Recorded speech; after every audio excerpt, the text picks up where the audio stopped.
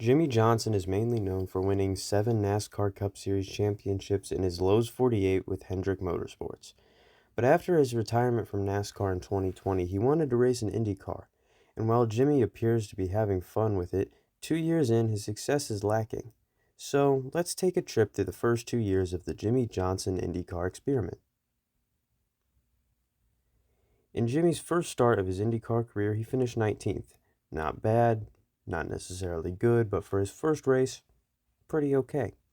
Overall, he finished that season ranking 26 and running 12 out of the 16 races, missing 4 due to a broken hand that he got in a crash.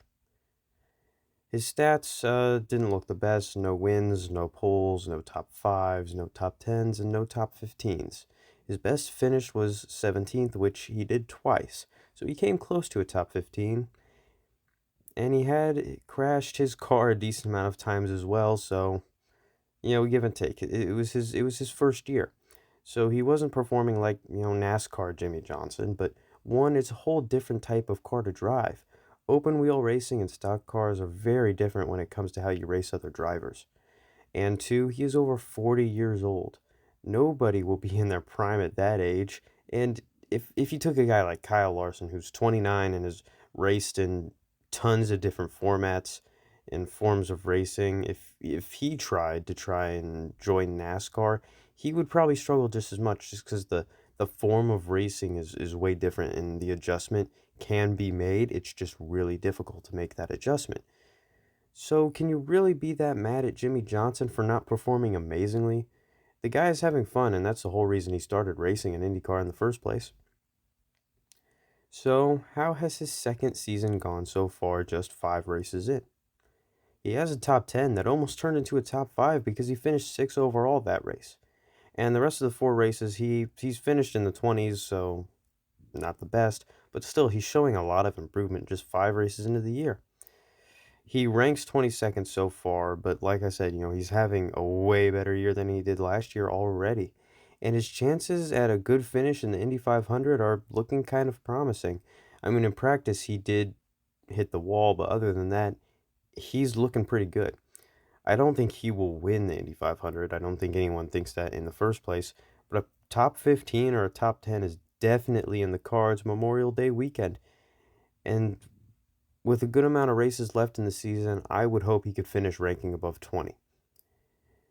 And while those things might all sound unimpressive, you've got to remember that Jimmie Johnson is 46 years old. That's almost double Colton Herta's age. If you don't know, Colton Herta is 22. So even if 22 plus 22, Jimmie Johnson still got 2 years on that. And it's just his second season racing in IndyCar, so it would be an accomplishment to finish top 10 at the Indy 500, the most prestigious race in IndyCar. Overall, if I had to say Jimmie Johnson has been a disappointment in IndyCar, I would say on the track, maybe, depending on what you expected from the guy. I mean, I don't think anyone expected him to be amazing and winning races, but he's finished in the 20s too many times for me to say that he's been okay or average, even if he is 46. Like, finishing in last or close to last for most of the races so far, I can't say, oh, that's a good thing. Yeah. But off the track, Jimmie Johnson has been very good for IndyCar. Those Carvana ads with him next to his IndyCar and advertising his racing career and stuff were all over the place for a while, and I've still seen them. I saw them on videos while looking for the B-roll that I was going to use for this video. I saw his Carvana ads.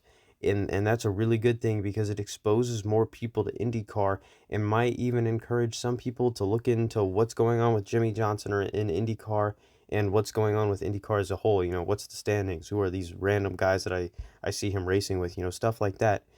And his social media presence, along with his connections to NASCAR, have helped bring, I think, at least a few NASCAR fans into IndyCar and have, kind of started watching that.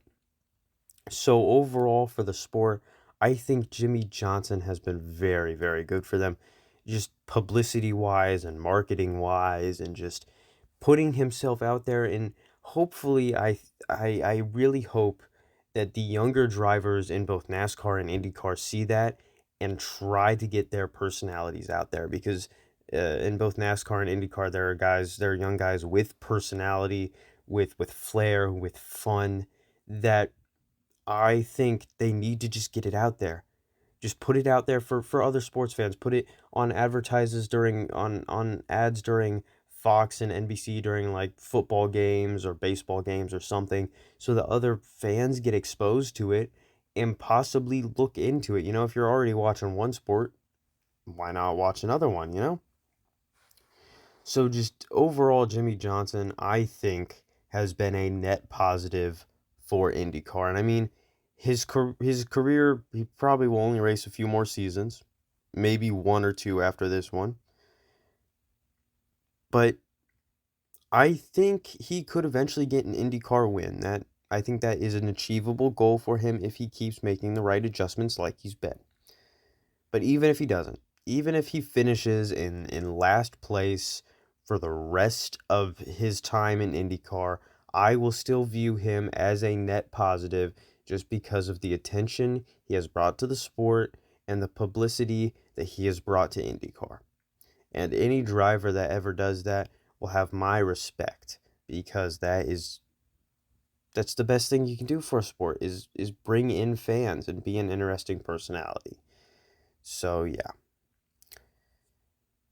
I know I don't normally do IndyCar content, but I thought it'd be something fun to do. So, I will see you guys next time. As always, I'm not funny, and if you want to see more videos like this, just let me know. I want to make this kind of content because I enjoy making it. See you guys next time. Just got unlucky on a few plays tonight.